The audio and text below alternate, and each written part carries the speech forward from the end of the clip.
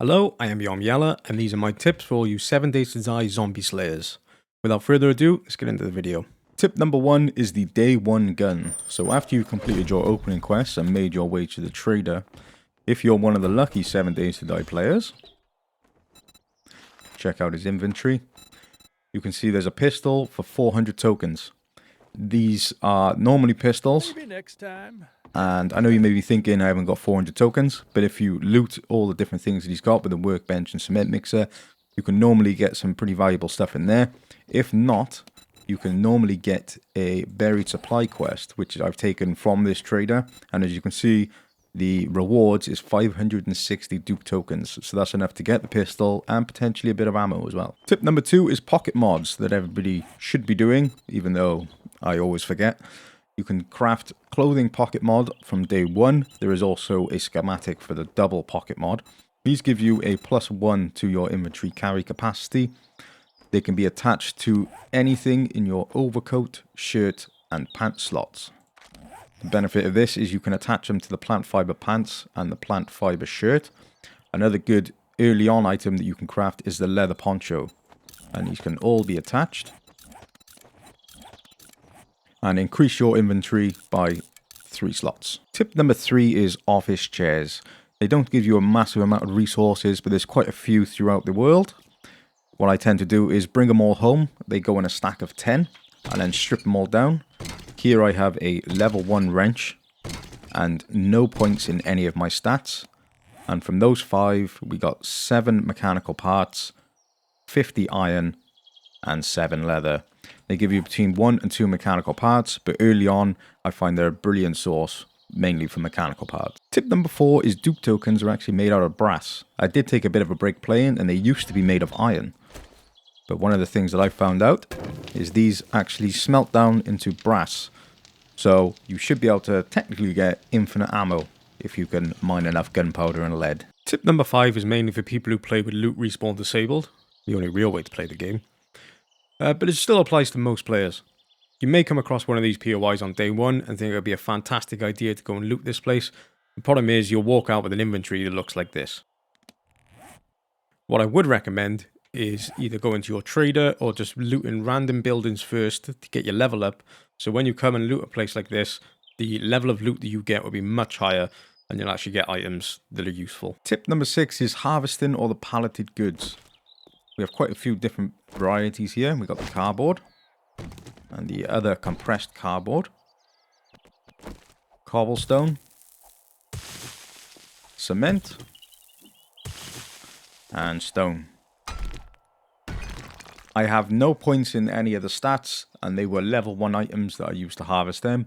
They're very quick to harvest and break down. As you can see, we got 50 small stone, 61 cement mix, 35 cobblestone, some wood, paper, and polymer scraps. Now these are good for your shotgun shells and your AP shotgun shells, mainly the polymer scraps.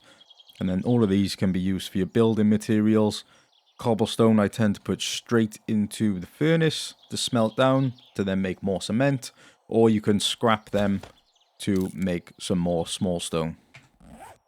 There's quite a lot of these around in all of the POIs pretty much.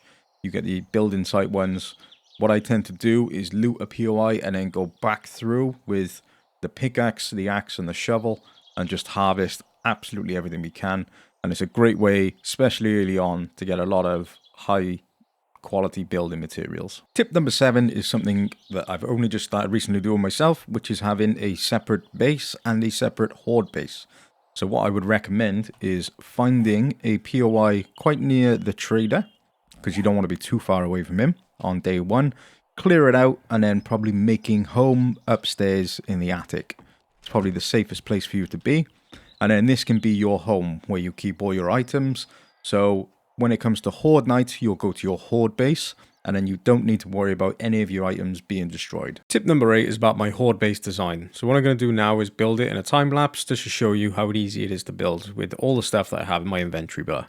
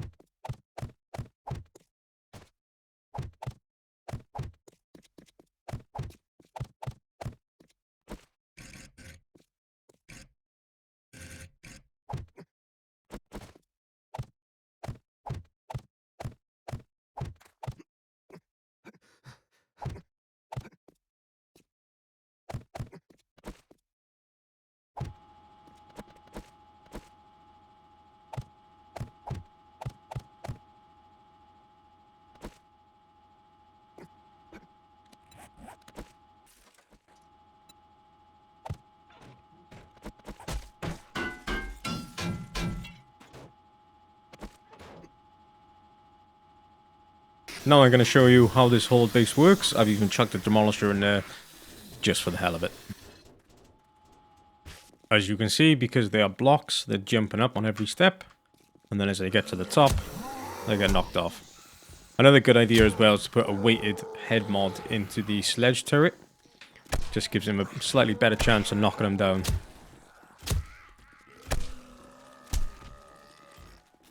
I run this same Horde defense on my 7 Days to Die series, which is called Dawn of the Dead. I'll put a link up at the end, just so you can see how far it's come. I'm on day 43, I think, at the moment.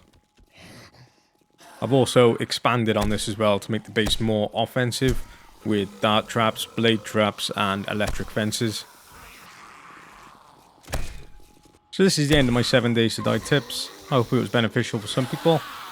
If you could think of anything else, please put them in the comments. I would appreciate a like on the video, or a subscribe, or check out my other series, or do whatever you like. Go have a coffee. Everybody deserves a coffee. Hope to see you in my next video.